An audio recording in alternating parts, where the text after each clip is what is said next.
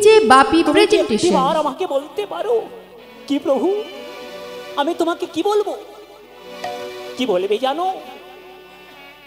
বলো বলো গদাধর,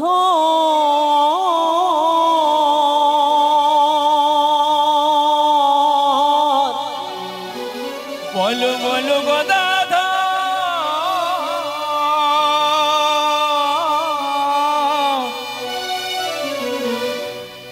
আজ আমার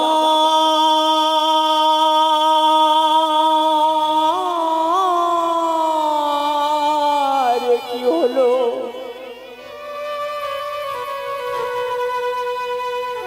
কি হয়েছে প্রভু তোমার?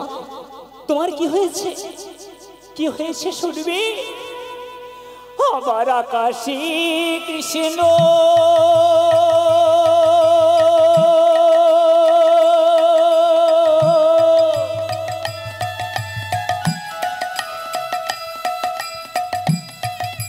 বাতাসে কৃষ্ণ অঙ্গ গন্ধ পাই,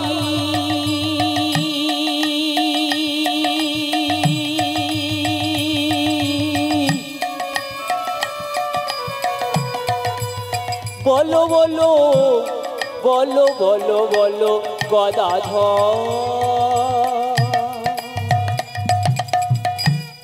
গদাধর, আমি যেদিকে ফিরাই আঁখি আমি যেন সেই দিকেই কৃষ্ণকে দেখি গদাধর। জানো গদাধর, আমি রাত্রেবেলা ঘুমের মাধ্যমে দেখতে পেলাম কে যেন একটা কালো রঙের শিশু এইভাবে বাঁশি বাজিয়ে আমাকে আহ্বান করে বলছে, এসো এসো, তুমি আমার কাছে এসো এসো। এই দেখো, এই আমার হাত ধরো, ধরো আমার হাত, ধরো আমার হাত। আমাকে ধরতে পারি না। গদাধর, গদাধর এই কালো রঙের ছেলেটা কি? গদাধর এই কালো রঙের ছেলেটা কি যে আমাকে বারবার আহ্বান করে বলছে আমি তোমাকে কৃষ্ণের কাছে নিয়ে যাব, আমি তোমাকে গোপীনাথ দর্শন করব। প্রভু আমার রাধা ভাবে ভাবিত হই গদাধর তাকে দেখে ভাবছে এই গদাধর হয়তো আমার ব্রজের ললিতা সখী হবে, এ হয়তো আমার বিশাখা সখী হবে। গদাধরকে ভেবে, অষ্ট সখী ভেবে মহাপ্রভু কাঁদতে কাঁদতে কৃষ্ণ অদর্শনের জ্বালায় বলে উঠলি, কাহা যাও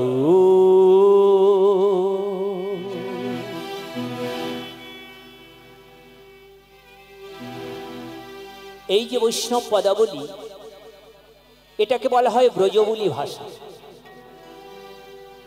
এই ব্রজবুলি ভাষা প্রথম ব্যবহার করলেন অন্যতম পদকর্তা, যার নাম হলো পদকর্তা বিদ্যাপতি। কাহা যাও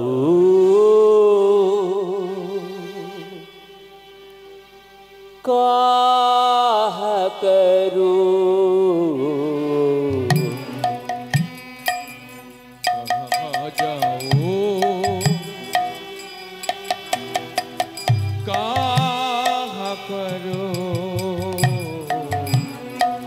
কাহা যাও কাহা করু, কাহা যাও কাহা করো, কাহা গে গে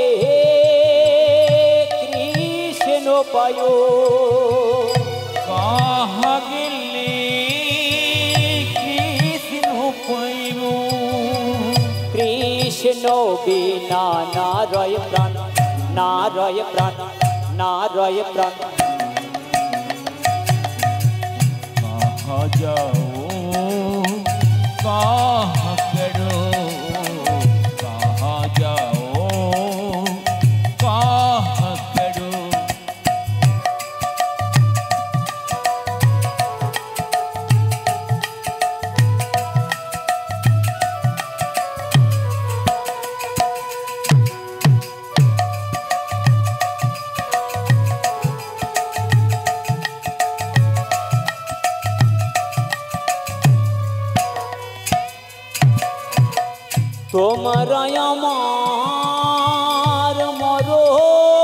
সখী কৃষ্ণ এনে দেখাও দেখি তোমার আমার মরম সখী কৃষ্ণ এনে দেখাও দেখি কৃপা করে এনে দাও এনে দাও এনে দাও कहाँ जाओ कहाँ करो कहाँ जाओ कहाँ करो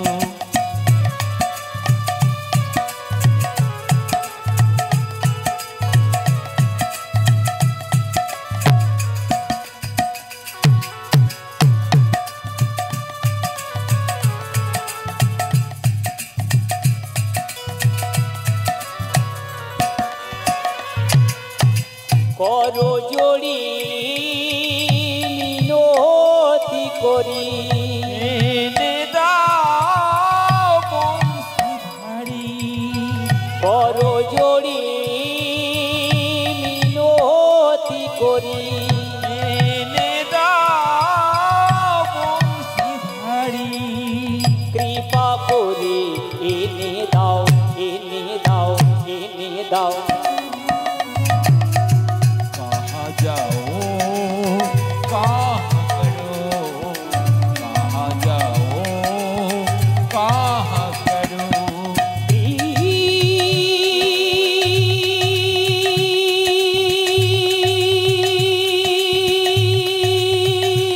কৃষ্ণ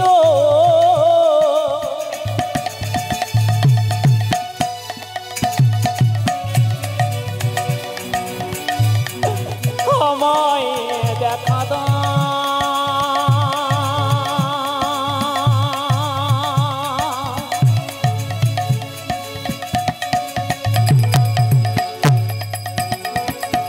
আমায় দেখা দাও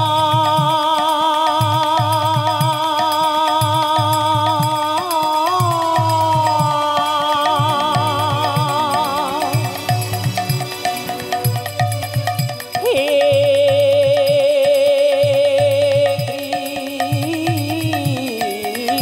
কৃষ্ণ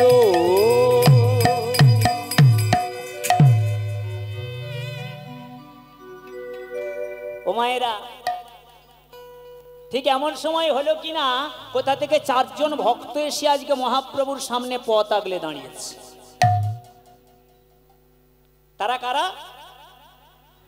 স্বরূপ দামোদর, জগদানন্দ, মুকুন্দ এবং দাদা নিতাই। প্রথমেই এসে পথ আগলে দাঁড়িয়েছে কে? স্বরূপ দামোদর। স্বরূপ দামোদর এসে মহাপ্রভুকে বলছে, প্রভু ওগো দয়াময়, আমি শুনলাম তুমি নাকি বৃন্দাবনে চলে যাচ্ছ। হ্যাঁ দামোদর, তুমি ঠিকই শুনেছ। দেখো প্রভু, তুমি যে আমাদেরকে না জানিয়ে গোপনে গোপনে একা একা বৃন্দাবনে চলে যাবে, তা তো আমরা হতে দেব না দয়াময়। তাহলে তুমি আমাদেরকেও নিয়ে চলো না দামোদর। আসলে কি হয়েছে জানো? শোনো গো শোনো, আমি মনস্থির করেছি যে আমি একাকী বৃন্দাবনে যাব। একাকী বৃন্দাবনে গিয়ে আমি সেখানে রাধা মাধবকে দর্শন করি। আমি যখন তোমাদের কাছে ফিরে আসব, সেই বৃন্দাবনের অপ্রাকৃত লীলা মাধুর্য আমি তোমাদের কাছে বলবো, তোমরা আস্বাদন করবে। না প্রভু না, তুমি আমাদেরকেও সঙ্গে করো দয়াময়। প্রভু আমার খুব কাকুতি মিনতি করে বিনয়ের সঙ্গে জগদানন্দকে বিদায় দিলেন। এইবার দাঁড়িয়ে রয়েছেন, কিছুটা পরেই দাঁড়িয়ে রয়েছেন জগদানন্দ। মায়েরা, একটা কথা বলে রাখি, নবদ্বীপের মাটিতে এই জগদানন্দকে দেখে মহাপ্রভু কিন্তু ভয় পেতেন। কেন ভয় পেতেন না আপনারা জানবেন, এই যে প্রাকৃত জগতে আমরা যদি কেউ কাউকে খুব বেশি ভালোবাসি, সেই ভালোবাসার প্রতিদানে তৈরি হয় কি? অনুরাগ, তাই না? তো অনুরাগের বশবর্তী হয়ে আজকে জগদানন্দ মহাপ্রভুকে এসে বলছেন, প্রভু গো, আমি তো তোমাকে এত ভালোবাসি, আমি তো তোমাকে আমার প্রাণের থেকেও বেশি ভালোবাসি দয়াময়। তুমি কিভাবে খাবে, তুমি কিভাবে শুয়ে থাকবে, তোমার সেবা শুশ্রূষাতে যাতে কোনো ত্রুটি বিচ্যুতি না হয়, অথচ আমার এই সেবার মধ্যে যদি এতটুকু খুঁত হয়, তুমি আমার উপর রাগ করে আমার সঙ্গে তুমি 3 দিন কোনো কথা বলো না। তুমি আমার সঙ্গে 3 দিন কথা বলতে চাও না দয়াময়। জানো প্রভু, আজকে আমি যদি আমার এই হৃদয়টাকে ফালা ফালা করে দেখাতে পারতাম আমি তোমাকে কত ভালোবাসি। জগদানন্দ, চিন্তা করো না, কেঁদো না জগদানন্দ, তোমরা তো আমাকে ভালোবাসো, তাই তোমাদের মতো ভক্তের নয়নের জলে যদি আমার বৃন্দাবন যাত্রার পথ পিছল হয়ে যায়, আমি তো ধরতে পারবো না আমার প্রাণনাথকে, আমি তো ধরতে পারবো না আমার প্রাণ গোবিন্দকে। জগদানন্দ, জগদানন্দকে বিদায় দিলেন প্রভু। ঠিক তারপরে দাঁড়িয়েছিলেন মুকুন্দ। মুকুন্দ সরকার, মুকুন্দ সরকার আজকে মহাপ্রভুর কাছে এসে বলছে, প্রভু সময় নেই, অসময় নেই। হ্যাঁ গো, হঠাৎ করে তুমি এই দুর্গা পূজার বিজয়া দশমীর দিন কেন চলে যাবে? মুকুন্দ, আরে বাবা, ভগবানকে দর্শন করতে হলে তার কি আবার তিথি নক্ষত্র আছে? ভগবানকে দর্শন ভক্তের মনে উদয় হলেই ভগবানকে দর্শন করা যায়। কি গো বাবা, তাই তো নাকি? একটু আওয়াজ দিন আপনারা। ভক্তের মনে যদি বাসনা জাগরিত হয় আমি আমার প্রাণের দেবতাকে দর্শন করব, তাহলে তার জন্য কি দিনক্ষণ ধার্য করতে হয়? কখনো হয়। তো আজকে মহাপ্রভু তাই নিজে শিক্ষা দিচ্ছেন ভক্তকে। আরে বাবা, ভগবানকে দর্শন করতে গেলে তার কি আবার দিনক্ষণ থাকে নাকি? তাছাড়া আমার গর্ভধারিণী মা আমাকে বলেছেন বৃন্দাবনে নাকি অনেক কিছু দেখার আছে। জানো জানো মুকুন্দ, আমার মন কিছুতেই সায় দিচ্ছে না মুকুন্দ। আমি কেন বৃন্দাবনে চলে যাচ্ছি শুনবি? শোনো গো, শোনো মুকুন্দ, শোনো। আমার মন মানে না,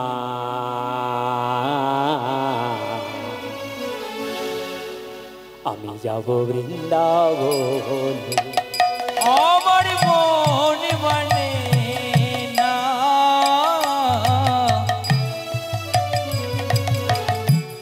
যাব বৃন্দাবনে।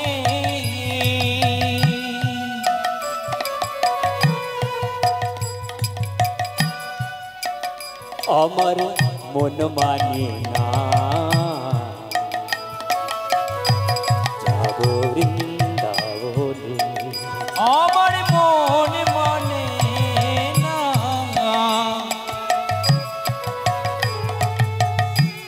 যাব বৃন্দাবনে। হ্যাঁ গো প্রভু, প্রভু সেখানে গিয়ে তুমি কি দেখবে দয়াময়? কেন? নয়ন ভরি দেখব সদাই, নয়ন ভরে দেখব সদাই। আমি নয়ন ভরে দেখব সদাই, আমি নয়ন ভরে দেখব সদাই। শ্রীনন্দের নন্দনী যাব বৃন্দাবন। আমারই মনে মানে না,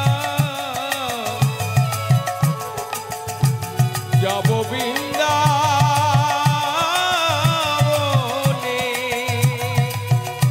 আমার মন মানে না, যাব বৃন্দাবনে আমার মনে মা হৃদয় গৌর প্রেমানন্দ হরি হরি হরি ওরে যাব বৃন্দাবনে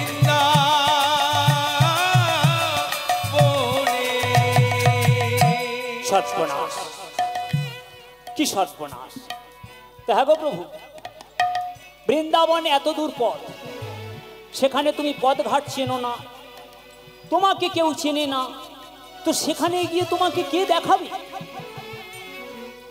কে তোমাকে স্থানগুলো দেখাবে সেখানে গিয়ে তুমি কি দেখবে কেন আমার মা বলেছে জানো বৃন্দাবনে অনেক কিছু দেখার আছে শ্যামকুণ্ড রাধা কুণ্ড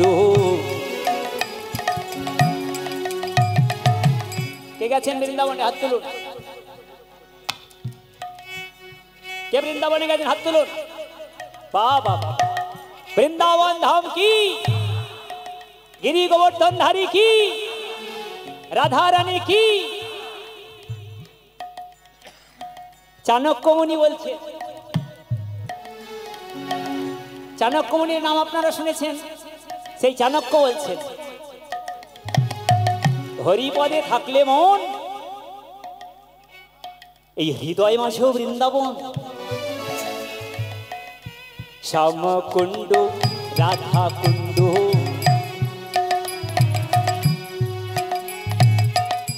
গিরি গোবর্ধন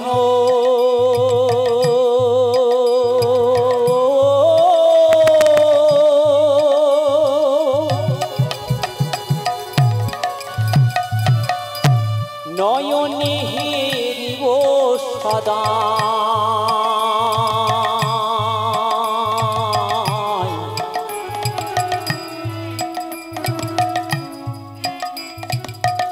মধুর বৃন্দাবন শ্যামকুণ্ড রাধা কুণ্ড গিরি গোবর্ধন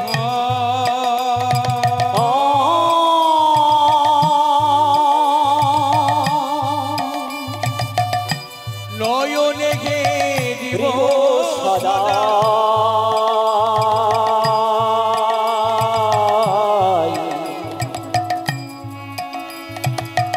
মধুর বৃন্দাবন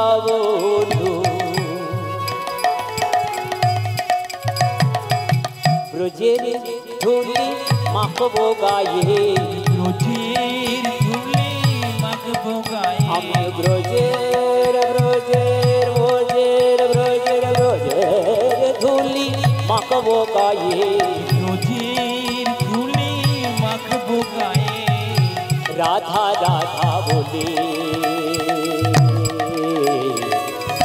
যাব বৃন্দাবন আমার মন মানে না যাব বৃন্দাবনে আমার মন মানে না যাব বৃন্দাবনে আমি যাব হে হে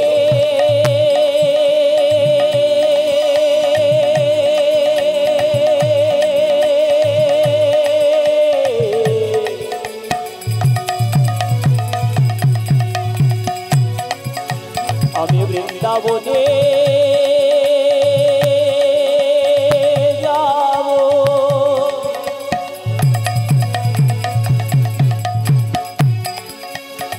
আমি যাব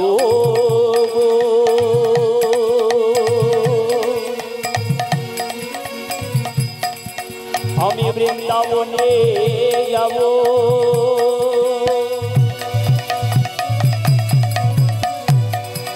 আমি যাব গো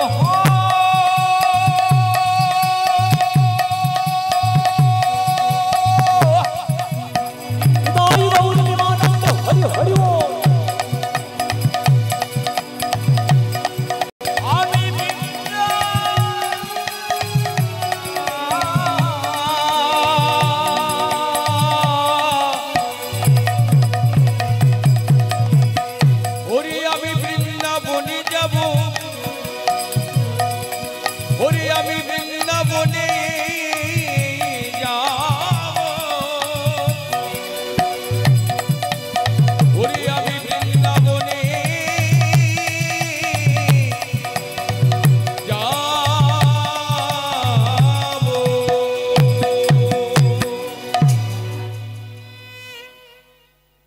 এখন বৃন্দাবন তো যেতে অনেক দূর, তাই না? বৃন্দাবনে যেতে গেলে অনেক খরচ আছে। তাছাড়া এই এত ব্যস্ততাময় জীবন নিয়ে সব সময় তো বৃন্দাবনে যাওয়া হয়ে ওঠে না আসতে। তাহলে এই স্থানটাকে আমরা বৃন্দাবন বলতে পারি। তার কারণ শাস্ত্র বলছেন যেখানে হয় নাম কীর্তন সেখানে জানিবেন মধুময় বৃন্দাবন। আবার যেখানে হয় ভক্তগণের সমাগম সেই স্থানটা জানিবেন মাধুর্যমণ্ডিত ধাম শ্রীধাম বৃন্দাবন ধাম। তাহলে সকলে মিলে একবার বলুন, কি বলবেন? আহা ধুলা নয় ধুলি নয় ও গো গোপী বদরেনু, ধুলা নয় ধুলি নয় গোপী বদরেনু, ধুলা নয় ধুলি নয় গোপী পদরেণু, ওরে ধুলা নয় ধুলি নয় গোপী পদরেণু, ধুলা নয় ধুলি নয় গোপী পদরেণু। এই ধুলা মাখিয়াছিলেন নন্দের বেটা কানু, ধুলা নয় ধুলি নয় গোপী পদরেণু, এই ধুলা মাখিয়াছিলেন নন্দের বেটা কানু, এই ধুলা মাখিয়েছে নন্দের বেটা কানু, ধুলা মাখো মাখো রে এই তো ব্রজের ধুলা, ধুলা মাখরে মাখরে এই না বোঝের ধুলা, ধুলা মাখো মাখো রে এই তো ব্রজের ধুলা, মাখরে মাখরে এই না বোঝের ধুলা, ধুলা নয় ধুলি নয় গোপী বদরেনু, ধুলা নয় ধুলি নয় গোপী পদরেণু, নয় ধুলি নয় গোপী বদরেনু, ধুলা নয় ধুলি নয় গোপী পদরেণু। এই ধুলা মাখিয়াছিলেন নন্দের বেটা কানু, আরে সেই ধুলা মাখিয়েছিলেন নন্দের বেটা কানু, ও গো এই ধুলা মাখিয়াছিলেন নন্দের বেটা কানু, ওরে এই ধুলা মাখিয়েছিলেন নন্দের বেটা কানু, ধুলা মাখো মাখো রে এই তো ব্রজের ধুলা, ধুলা মাখরে মাখরে এই না বোঝের ধুলা, ধুলা মাখো মাখো রে এই তো ব্রজের ধুলা, ধুলা মাখরে মাখরে এই না বোঝের ধুলা, ধুলা মাখরে মাখরে এই না বোঝের তাই ধুলা, গৌর প্রেমানন্দে হরি হরি বল। এই না বোঝের ধুলা মাখরে মাখরে এই না বোঝের ধুলা।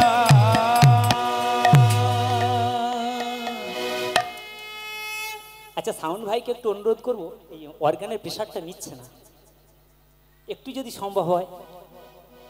একদম নিচ্ছে না অর্গানের প্রেশার, অর্গানের প্রেশার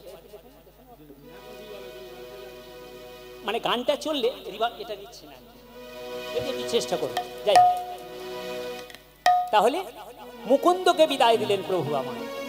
ও মায়েরা, এইবার শেষ মুহূর্তে দাঁড়িয়েছিলেন কে না দাদা নিত্যানন্দ।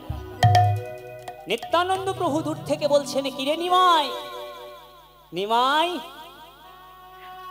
ওরে তিন্দিরকার সন্ন্যাসী, উপবাসী কর্ণে কৃষ্ণ নাম শ্রবণ করা হলো না ভাই। হ্যাঁ রে নিমাই, তুই তোর দাদাকে চিনতে পারছিস না? দাদা, আমি যে প্রাণ কৃষ্ণ বলে কাঁদবো, আমি যে হা প্রাণ কৃষ্ণ বলে কাঁদবো দাদা, তাতেও কি তুমি আমাকে বাধা দেবে দাদা? না রে নিমাই না, আমি তোকে বাধা দিতে আসিনি নিমাই, আমি তো তোর গুরুজন। আমি কি বলিস শোন। বলো কি বলবে? হ্যাঁ রে নিমাই, বৃন্দাবনে এত দূর পথ, তুই পথঘাট কিছু চিনিস না। তুই যখন কৃষ্ণ নামে বিভোর হয়ে গমন করবি বৃন্দাবনের পথে, তখন কে রক্ষা করবি? তোর জলপাত্র, তোর বহির্বাস। তাই আমি কি বলি জানিস নিমাই, এত তো ভক্ত আছে, তুই এদের কাউকে সঙ্গে করে নিয়ে যা, যে হবে তোর বৃন্দাবন যাত্রার প্রকৃত পথ প্রদর্শক। প্রভু আমার মনে মনে চিন্তা করছেন, দাদা তো একেবারে কথাটা মন্দ বলেনি। তাই দাদার ওপরেই ভারটা অর্পণ করে বলছেন, জানো দাদা, আমি যে ভক্তকে বৃন্দাবনে নিয়ে যাব, তুমি তো আমার দাদা, তো তুমি তো আগে বললে, তাহলে তুমি তাহলে নির্বাচন করে দাও আমি কাকে নিয়ে যাব বৃন্দাবনে। নিতাই চাঁদ বললেন, এ তো বড় আশ্চর্যের ব্যাপার, এত ভক্তের মধ্যে কাকে বলি? হ্যাঁ গো, তুমি যাবে নাকি? তুমি যাবে? আচ্ছা আচ্ছা, মহাপ্রভুর সঙ্গে কে কে বৃন্দাবনে যেতে চাও না একবার হাত তুলো।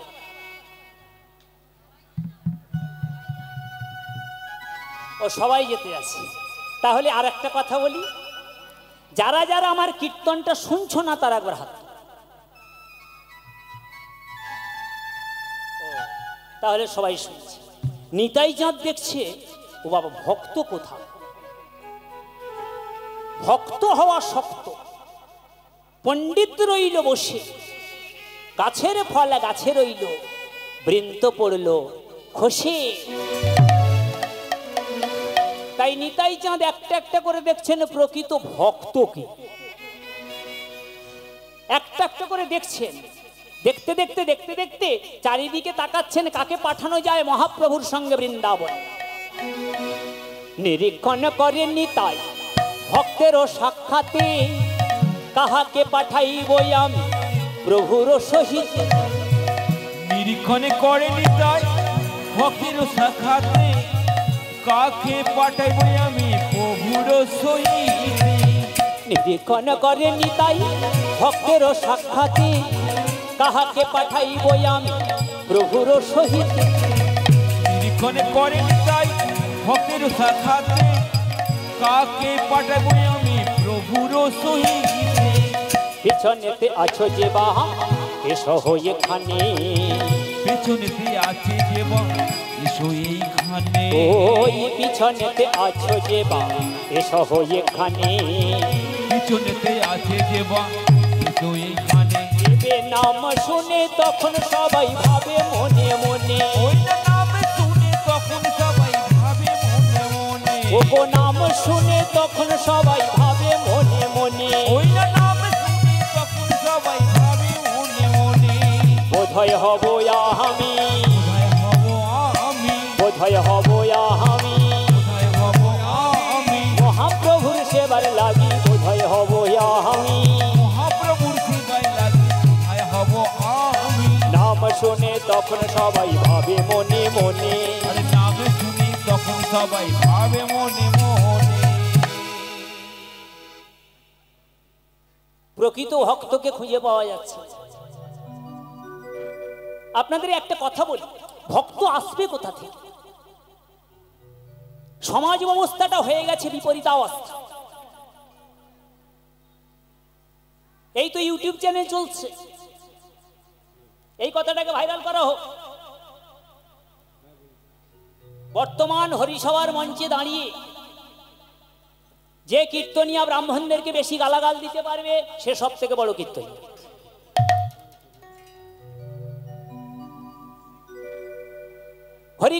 হরি কীর্তন সংকীর্তনের সভায় দাঁড়িয়ে যে অশাস্ত্রীয় কথা বলে কেবলমাত্র বাজার গরম করতে, ট্রেনের হকারদের মতো কথা বলতে পারবে, সে নাকি সব থেকে বড় তত্ত্ববিদ। ভাই শাস্ত্র পড়ে কথা বলো, শাস্ত্র পড়ে কথা বলো। আমি তো অবাক হয়ে যাই। আপনাদের জানিয়ে রাখি, এটা আমি আমার কোনো বাজার গরম করা কথা বলছি না। 4টে বেদ, 18টা পুরাণ, এই সকল শাস্ত্র নিয়ে বর্তমানে আমি মাস্টার ডিগ্রি করেছি। আজকে আমি প্রকৃত সত্য কথা বলতে গিয়েছিলাম জি বাংলার দাদাগিরি অনুষ্ঠান। আপনারা হয়তো অনেকেই দেখে থাকবেন। 6ই অক্টোবর রিলিজ হয়েছিল দাদাগিরি, সৌরভ গাঙ্গুলির সঙ্গে দাদাগিরি যে অনুষ্ঠানটা হয়, ওই দাদাগিরি অনুষ্ঠানে আমি পার্টিসিপেট করছি। 2700 জন অডিশন দিয়েছিল, তার মধ্যে 2699 জনকে বাদ দিয়ে আমাকে একমাত্র সিলেক্ট করা হয়েছে।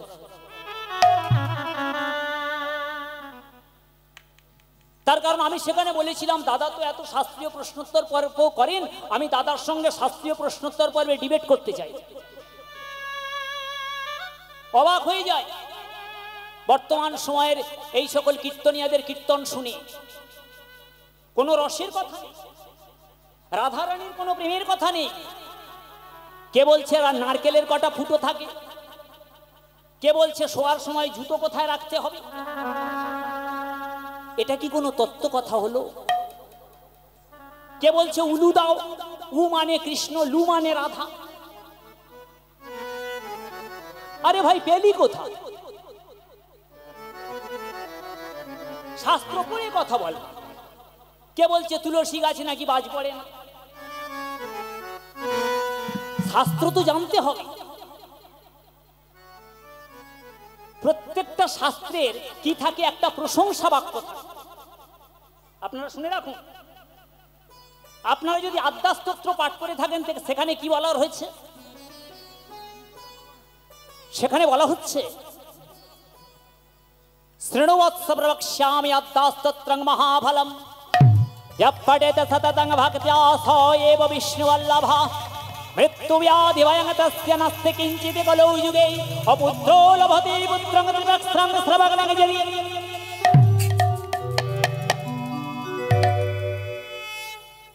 আদ্যাস্তোত্র পাঠ করলে নাকি কোনোদিন বাড়িতে চুরি হয় না। আদ্যাস্তোত্র পাঠ করলে কোনোদিন নৌকা ডুবির ভয়ে থাকে না। আদ্যাস্তোত্র পাঠ করলে বন্ধা নারীর সন্তান হয়। আদ্যাস্তোত্র পাঠ করলে কোনোদিন দুর্ঘটনা ঘটবে না। বাবা এগুলো তা নয়, এটা হচ্ছে শাস্ত্রটার প্রশংসা করা। আদ্যাস্তোত্র লিখলে যদি কোনো দুর্ঘটনা না হতো তাহলে প্রত্যেকের বাড়িতে আদ্যাস্তোত্র লিখে রাখা হতো, জীবনে কোনোদিন সমাজে দুর্ঘটনা ঘটতো না। অর্থাৎ মানুষকে ধর্মপথে আনবার জন্য তৎকালীন সময়ের আমাদের যারা মহাজন আছে তারা আমাদের এই নির্দেশটা দিয়েছে। এইটা না বুঝে মানুষকে ভুলভাল বক্তব্য। আপনারা সবাই গীতা পড়েন তাই না? কে কে গীতা পড়েন হাত তুলুন। পড়েন? বাবা, আমি তো দেখে অবাক হয়ে যাই। সনাতনী পরম্পরা আমরা হিন্দু বলে পরিচিত দিই, কিন্তু আমাদের বড় আশ্চর্যের বিষয় আমরা গীতাটাকে কিনে আনি কিন্তু কখনো কখনো খুলে দেখি না। কীর্তনিয়া বলে দিয়েছে পকেটে রাখো, ও পকেটে রেখেছে। কীর্তনিয়া বলে দিয়েছে ওই শালু কাপড় বেঁধে প্রত্যেকদিন তুলসী পাতা দাও, ও তুলসী পাতা দিতে দিতে একটা কার্পেটের মতো আস্তরণ পড়ে গেছে, জীবনে খুলে দেখলো না গীতাতে কি লেখা রয়েছে। আরে ভাই, গীতা তো আমাদের জীবন প্রবাহের একটা সাক্ষ্য দলিল। গীতা হচ্ছে জীবন প্রবাহের একটা সাক্ষ্য দলিল। এইটাকে যদি আপনি নিত্যদিন না পারেন, যখন সময় পাবেন একটু একটু করে যদি পাঠ করেন না, কি হবে জানেন? আপনি প্রকৃত মানুষ হতে পারবেন। গীতা এমন একটা শাস্ত্র কারো মনে রাখা কথা বলে না। গীতা শাস্ত্র হচ্ছে প্রকৃতপক্ষে একটা শুকনো নারকেলের মতো, উপর দিকটা শক্ত, ভিতরের দিকে রসালো শাঁস। কত কি বলবো। আজকে এই তথাকথিত কীর্তনিয়াদের চাপে পড়ি মায়েদের কত সর্বনাশ হচ্ছে। আমার এই কথাটা ইউটিউবে বলে দিলাম, অন দ্য চ্যালেঞ্জ। বহু কীর্তনিয়া কীর্তন আসলে দাঁড়িয়ে বলে যাচ্ছে আমিও ব্রাহ্মণের ছেলে, আমি খারাপ। আরে ভাই, তুমি ব্রাহ্মণের হয়ে নিন্দা করছো কেন? তুমি যদি নিজেকে নিন্দা করো, তুমি কীর্তনিয়া হয়ে আসরে দাঁড়িয়ে যদি ব্রাহ্মণের নামে নিন্দা করো, তুমি কি মহাপ্রভুকে অপমান করছো না? তুমি কি শ্রীবাস পণ্ডিতকে অপমান করছো না? তুমি কি জগন্নাথ মিশ্রকে অপমান করছো না? একটা ব্রাহ্মণকে অপমান সূচক কথা বললে মহাপ্রভুকে অপমান করা হয়। মহাপ্রভু হচ্ছেন ব্রাহ্মণের ছেলে, শ্রীবাস পণ্ডিত হচ্ছে ব্রাহ্মণের ছেলে। তাই বর্তমানে কীর্তন বাসরে দাঁড়িয়ে যে যত ব্রাহ্মণদেরকে গালাগাল করতে পারবে সে তত বড় কীর্তনিয়া হয়ে। শাস্ত্র জেনে কথা বলুন, বড় ভালো লাগে। এত শত শত কীর্তনিয়া আলফাল বকছে, সবাই বলে দিল। এখন যে কি একটা হুলুস তুলুস পড়ে গেছে, চারিদিকে একটা সবাই মিলে একাদশী করতে গেল। দেখি কে একাদশী করেন, হাত তুলুন। কে কে করেন হাত তুলুন, কোনো লজ্জা নেই। আমি আপনাদেরকে শাস্ত্র জানিয়ে দেব, ইউটিউব চ্যানেল চলছে অন দ্য চ্যালেঞ্জ। কেউ যদি আমার কথাটাকে ভুল প্রমাণিত করতে পারেন, মস্তক মুন্ডন করে তার কাছে ক্ষমা চাইব।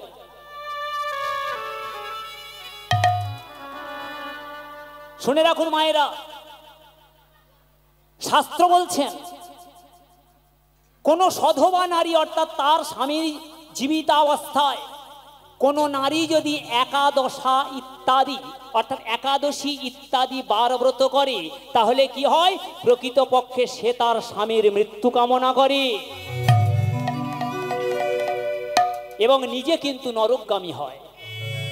এ কথা কোথায় বলা রয়েছে? যে বিষ্ণুর একাদশী আপনি করছেন সেই বিষ্ণু বলছেন বিষ্ণু সংহিতায়। আমাদের প্রধানতম স্মৃতিকার আছেন 20 জন। তারা কারা? শুনে রাখুন, তারা হচ্ছেন মন্নত্রী বিষ্ণুহারিতা যজ্ঞবলকসনয়ঙ্গিরা যমপস্তন্ন সংবরতা কাত্তায়না বৃহস্পতি পরাশর ব্যাস শঙ্খা লিখিতা দক্ষ গৌতমৌ শতাতাপ বশিষ্ঠস্য ধর্মশাস্ত্রো প্রয়োজকः।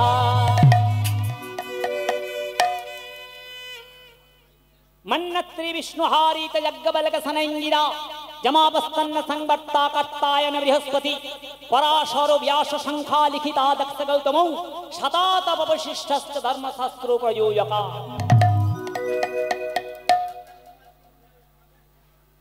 বাংলায় অনুবাদ করব। এটা হচ্ছে 20 জন মনির নাম বলা হলো, 20 জন ঋষির কথা বলা হলো। তারা কারা?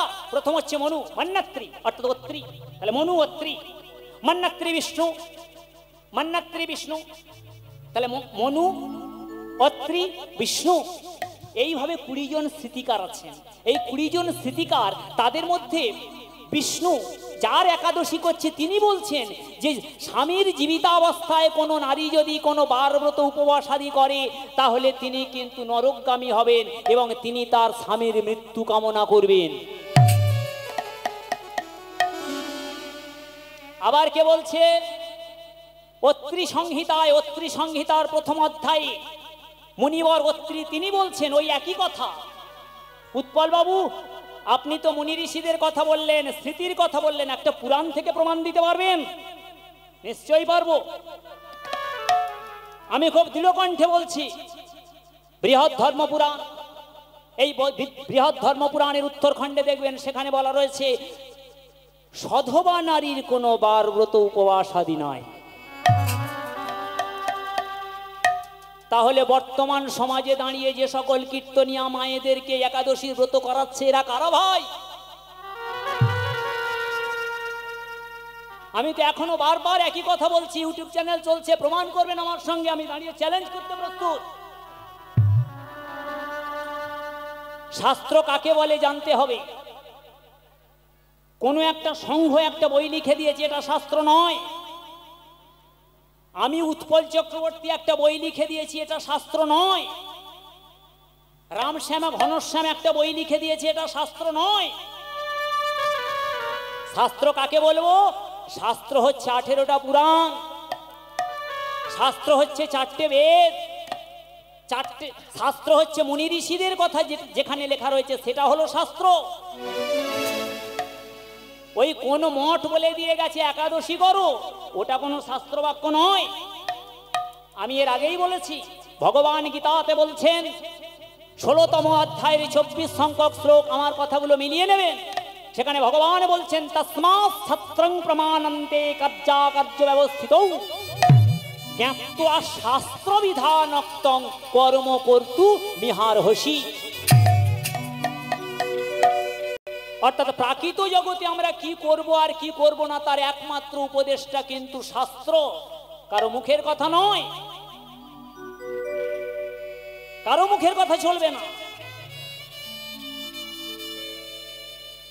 আরো কত আপনাদের বলবো, সমাজ কিরকম দূষিত হয়ে গেছে দেখুন। বাবা, আমার কথাটাকে কেউ কিছু মনে করবেন না, কেউ অন্যভাবে নেবেন না, আমি কাউকে আঘাত দেওয়া কথা বলছি না। আপনাদের এই সমাজের বিপরীতাবস্থা দেখে আপনাদের সত্যটাকে আমি জানিয়ে দিচ্ছি। আমার কথার কোনো দাম নাই।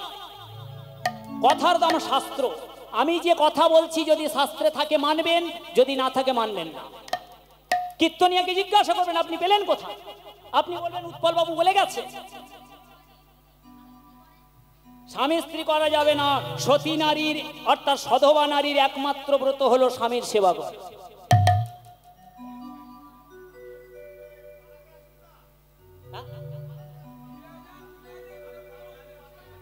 ও পালাতে যাবো, তার তত্ত্ব বলবো না? হ্যাঁ বলুন। আমি তো শাস্ত্র কথাটা বলছি। ঠিক আছে ঠিক আছে, লীলা লীলাতে যাবো তো, বেশ। তাহলে কি হলো, এদিকে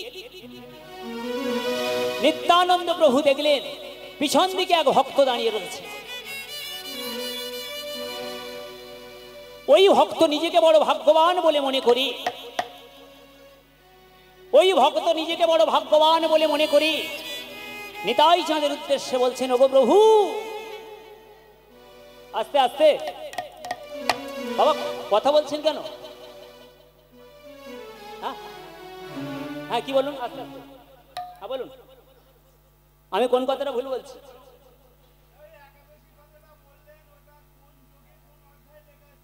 পত্রী সংহিতা, বিষ্ণু সংহিতা, আমি তো প্রমাণ দিয়ে কথা বলছি না। গীতাতে নেই, গীতাতে একাদশী থাকে না। আমি কি কোনো বাজে কথা বলছি নাকি? হ্যাঁ, ভালো জিনিসের দাম নাই, ভালো জিনিসের দাম নাই। আমি তো এখনো অন দ্য স্টেজে দাঁড়িয়ে বলছি আমার কথা। কেউ যদি, আমি তো কাউকে আঘাত দিয়ে কথা বলছি না। মানুষ যদি ভুল ব্যাখ্যা করে সেই ভুলটাকে আমি দেখিয়ে দেব না?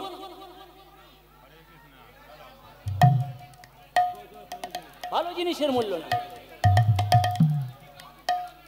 না গীতা ভুল নয় তো? গীতা কেন ভুল হবে?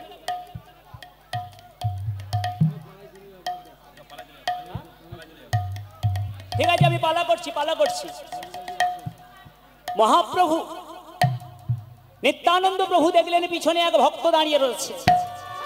তো এই ভক্ত পিছন থেকে নিত্যানন্দ প্রভুর উদ্দেশ্যে হাত বাড়িয়ে বলছেন, প্রভু গো, আমি শুনেছি তোমার নাম নিত্যানন্দ। আজকে সত্যি তোমার নাম নিত্যানন্দ প্রভু।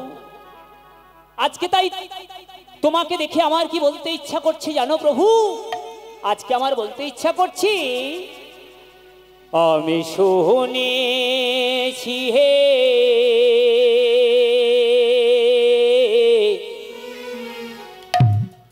পতিতে পাবো,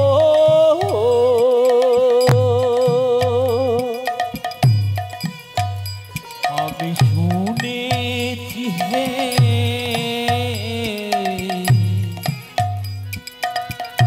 পতিত পাবো, ও দয়া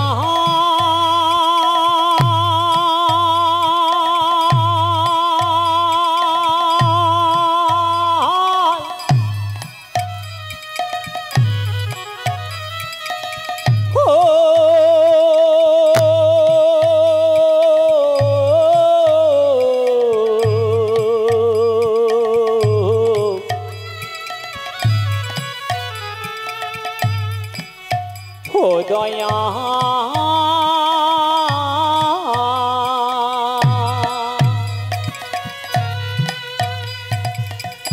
সকল জানো অন্তর্যামী পতিত বান্ধব তুমি। সকল জানো অন্তর্যামী পতিত বান্ধব তুমি।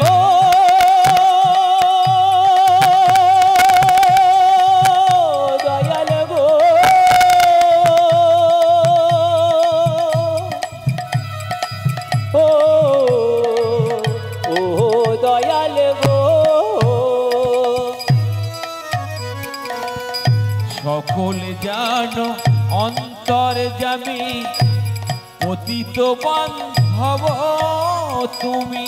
ত্রিজগতে পতিতামি, ত্রিজগতের পতিতামি, ধন্য আমি এই ত্রিজগতে।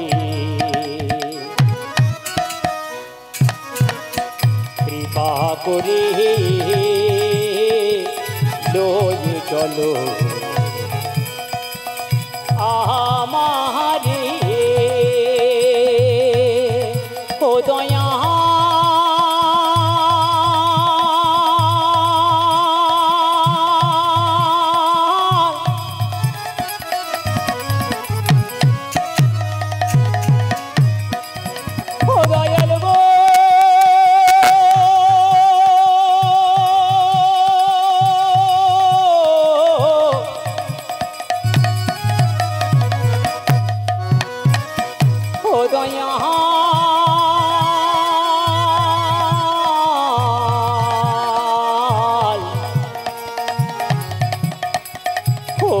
দয়াল গো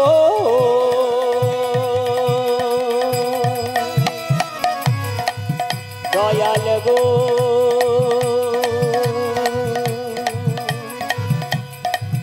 দয়াল গো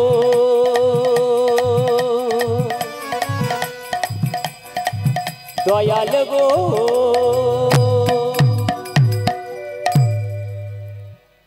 যেমনই যেমনই নিতাই চাঁদের আহ্বানে ওই পতিত আজকে নিত্যানন্দ প্রভুর কাছে এসেছে, হঠাৎ করে নিতাই চাঁদ তাকে আলিঙ্গন করছে।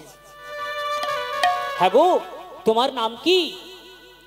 প্রভু, আমার নাম হলো ওই গোবিন্দ ঘোষ। ও মা, তোমার নাম গোবিন্দ ঘোষ? যদি আমি কখনো ভগবান গোবিন্দকে ভুলে যাই, এই গোবিন্দকে ডাকলে তো আমার সেই গোবিন্দকে ডাকা হয়ে যাবে। তা হ্যাঁ গো গোবিন্দ, তোমার বাড়ি কোথায়? প্রভু, আমার বাড়ি হলো শ্রীক্ষেত্রপুরী ধামে। ঈশ্বরপুরী আমাকে আদেশ দিয়ে গিয়েছিলেন, গোবিন্দ তোমার এই দেবদুর্লভ জনমটাকে ধন্য করতে হলে তুমি মহাপ্রভুর সেবা করে যাও। তাই তো এলাম প্রভু। বেশ বেশ বেশ। তাই আজকে মহাপ্রভু ও গোবিন্দকে ডেকে আলিঙ্গন করলেন। গোবিন্দ চলো চলো চলো, এইবার আমরা একটু একটু করে বৃন্দাবনের দিকে গমন করি। প্রভু আমার বললেন, জানো গোবিন্দ, আমরা তো বৃন্দাবনে যাব, একটিবার আমি আমার জন্মভিটাটাকে দর্শন করে আসি। প্রভু আমার জন্মভিটা দর্শন করলেন। দর্শন করবার পর গোবিন্দকে সঙ্গে নিয়ে করলেন কি, একটির পর একটি নগর, একটির পর একটি গ্রাম পরিদর্শন করতে করতে প্রভু আমার চলেছেন বৃন্দাবনের পথে। যেমনই বৃন্দাবনের পথে প্রভু আমার এগিয়েছেন, গোবিন্দকে বলছেন, গোবিন্দ তুমি আমাকে একটু গান শোনাতে পারো? প্রভু, তুমি গান শুনবে? তাহলে শোনো প্রভু। গোবিন্দ গান গাইছে, আহা কৃষ্ণ কেশব কৃষ্ণ কেশব কৃষ্ণ কেশব ত্রাহি মাম, রাম রাঘব রাম রাঘব রাম রাঘব রক্ষ। কৃষ্ণ কেশব কৃষ্ণ কেশব কৃষ্ণ কেশব ত্রাহি মাম, রাম রাঘব রাম রাঘব রাম রাঘব রাঘব। কৃষ্ণ কেশব কৃষ্ণ কেশব কৃষ্ণ কেশব ত্রাহি মাম, রাম রাঘব রাম রাঘব রাম রাঘব রক্ষ। কৃষ্ণ কেশব কৃষ্ণ কেশব ত্রাহি মাম, রাম রাঘব রাম রাঘব রাম রাঘব রাঘব। কৃষ্ণ কেশব কৃষ্ণ কেশব কৃষ্ণ কেশব ত্রাহি মাম, রাম রাঘব রাম রাঘব রাম রাঘব রক্ষ মাম। কৃষ্ণ কেশব কৃষ্ণ কেশব কৃষ্ণ কেশব ত্রাহি মাম, রাম রাঘব রাম রাঘব রাম